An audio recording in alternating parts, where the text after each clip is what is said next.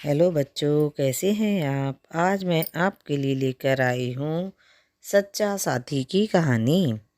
एक समय की बात है, एक जंगल में बहुत से पशु पक्षी एक साथ रहते थे। उसी जंगल में एक पेड़ के ऊपर बहुत से पक्षियों ने अपना घोंसला बना रखा था।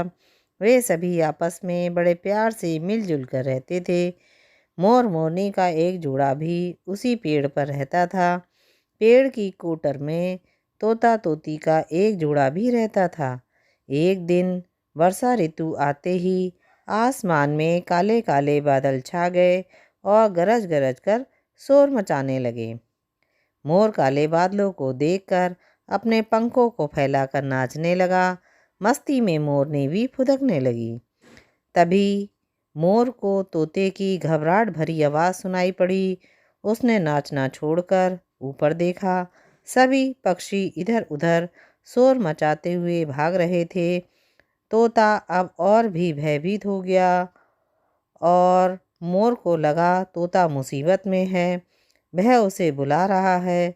उसने सोचा उसे तोते की मदद करनी चाहिए। मोर उड़कर ऊपर टहनी पर बैठ गया। मोर ने देखा एक काला सांप तोते के कोटर की ओर बढ़ रहा था। सांप कोटर के समीप पहुंचने ही वाला था कि मोर सांप पर झपटा। उसने सांप को पीछे से पकड़ा और नीचे आकर जमीन पर मार दिया। चोट से सांप की चीख निकल गई। वह गुस्से में मारने वाले की ओर पलटा, किंतु सामने मोर को फिर से देखकर वह डर गया। वह जान बचाकर तेजी से भागा और अपने बिल में घुस गया।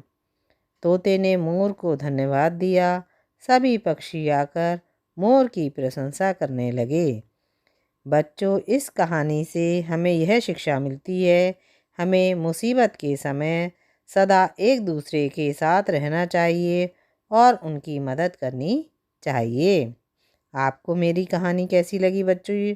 अच्छी लगी तो जल्दी से सब्सक्राइब कर दीजिए, जिससे कि मैं आपके लिए नई नई कहानियाँ लेकर आती रहूँ। बाय।